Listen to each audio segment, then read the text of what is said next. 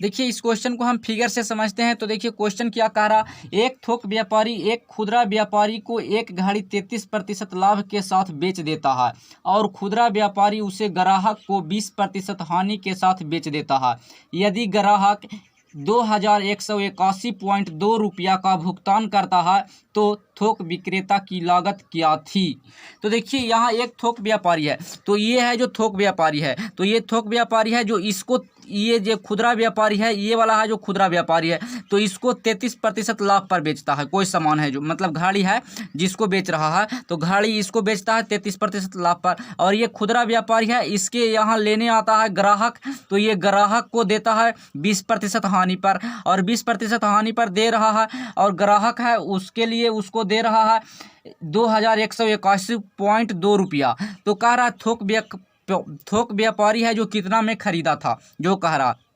तो यहाँ देखिए सबसे पहले हम मान लेते हैं कि थोक व्यापारी है जो 100 रुपया में खरीदा होगा, क्योंकि यहाँ दिया हुआ नहीं है कुछ, तो यहाँ मानना ही पड़ेगा। तो मान लेते हैं कि थोक व्यापारी है जो 100 रुपया में खरीदा होगा। देखिए 100 रुपया नहीं मान सकते हैं, यहाँ 100% या 100x मान सकते हैं। तो देखिए x नहीं भी मानते हैं तो चलता है, क्योंकि उतना समझ लेते हैं, और नहीं समझ पाता है उसके लिए x मानना पड़ता है। तो देखिए यहाँ मान लेते हैं कि ये थोक व्यापारी है जो 100 में घड़ी खरीदा था, तो 33% लाभ पर बेचेगा। मतलब 33% लाभ मतलब इसको में 133/100 से गुना करना पड़ता है। 33% लाभ मतलब 100 रुपया में 33 रुपया मतलब बढ़ाकर, तो 133 में इसको ही बेचेगा। तो 133 में आ गया खुदरा व्यापारी ही, मतलब जो 100 रुपया का घड़ी था वो इसको ही खुदरा व्यापारी ही आया, तो 133 में खरीद लिया इसको से। अब देखिए खुदरा व्यापारी है जो इसको ग्राहक को दे रहा 20% हानि पर, तो 20% हानि, तो माइनस यहाँ लगा देते हैं, यहाँ प्लस होगा, क्योंकि जो हानि होता है उसको माइनस में लिखते हैं तो पता चल जाता है कि हानि हुआ है। तो देखिए हानि मतलब 20% हानि मतलब 100 में 20 हानि, तो 80/100 से इसको में गुना करना पड़ेगा, और 80/100 को हम लिख सकते हैं कितना, तो 4/5, मतलब 133 में हम 4/5 से गुना कर देंगे।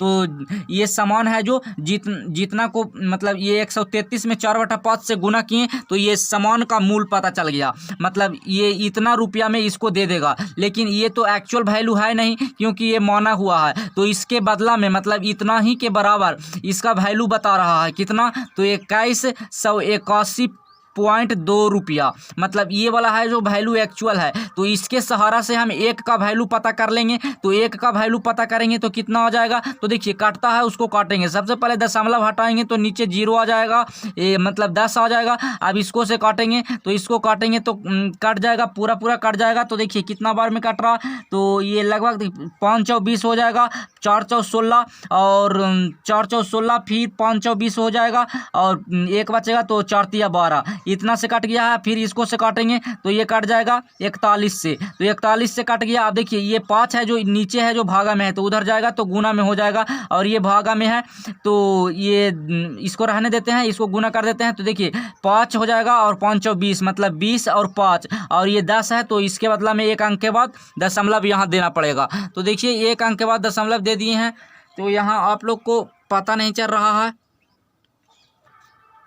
तो देखिए इसके सहारा से हमको एक का वैल्यू पता चल गया है। तो यहाँ क्वेश्चन में पूछ रहा है थोक व्यापारी की लागत क्या थी, मतलब एक का वैल्यू है जो 20.5 आ गया, तो थोक का लागत पूछ रहा है। तो थोक व्यापारी का लागत कितना था 100, तो 100 का वैल्यू यहाँ से निकाल देंगे। तो देखिए एक को 100 बनाने के लिए 100 से गुना करना पड़ेगा, तो इधर भी 100 से गुना कर देंगे, तो इधर करेंगे तो 100 का वैल्यू हमको पता चल जाएगा कितना। तो देखिए ये दशमलव हटेगा तो एक 0 खत्म हो जाएगा, मतलब 2050 रुपया में है जो घड़ी खरीदा था, थोक व्यापारी है जो खरीदा था। तो थोक व्यापारी कितना में घड़ी खरीदा था, तो 2050 रुपया में। इसका सही आंसर 2050 हो जाएगा, जो आप लोग,